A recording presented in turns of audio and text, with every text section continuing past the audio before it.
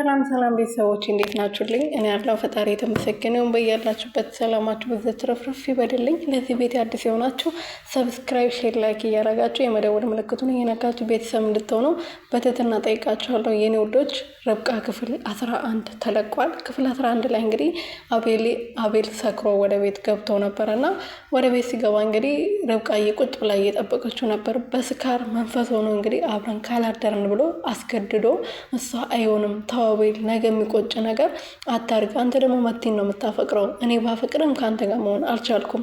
በአንተ ምክንያት ብዙ ነገር አይቻለሁ። በስካር መንፈስ ስላለ ማለት ነው። እንደዚህ ብላ ነበረ። ግን እሱም ብሎ እኔ ማንም አይወደኝም፣ ማንም አያከብረኝም፣ ማንም አያፈቅረኝም።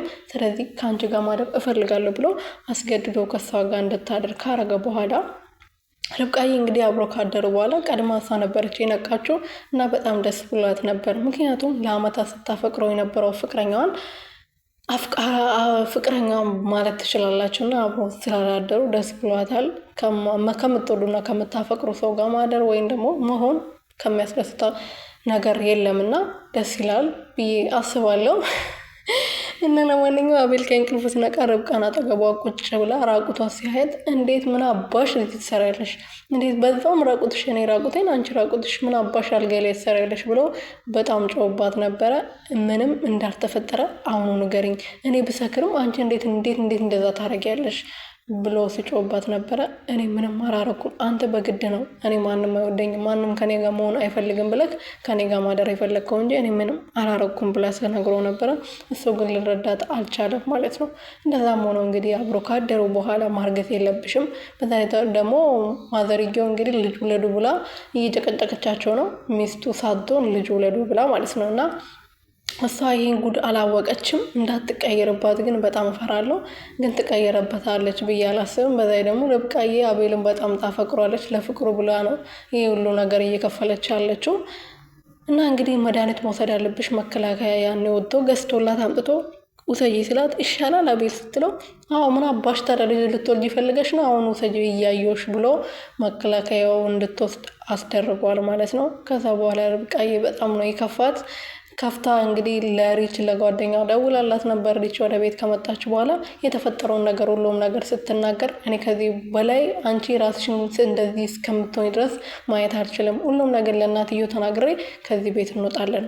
ራሱ ፈልጎሽ አፍቅሮሽ ሲመጣ ይመጣል። አንቺ ከዚህ ቤት ብትወጪ አንቺ አጠገቡ ስለሆንሽ ነው እንደዚህ እየሆነ ያለው። አንቺ ስንት ወንዶች እያፈቀሩሽ በአንቺ ፍቅር እየተሰቃዩ እያለ ለምንድን ነው አንቺ እዚህ የምትንከራተችው ብላ የመከረቻት ነበረ። ርብቃዬ ግን የምትሰማ ልጅ አይደለችም። ምክንያቱም አቤል ስለምታፈቅረው ማለት ነው።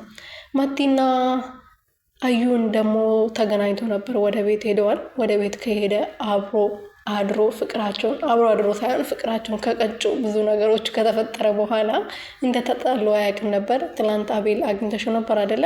ምን ተፈጠረ ብሎ ስጠይቃት አዎ አግኝቼው ነበረ፣ ግን ቴክስት ስትጽፍልኝ ቴክስቱን አይቶት ነበርና ምን አልሽው? ምን መለሽለት ብሎ ስጠይቃት አጎቴ ነው ብዬው ነበር እና አመነች ስላት አይ አላመነኝም።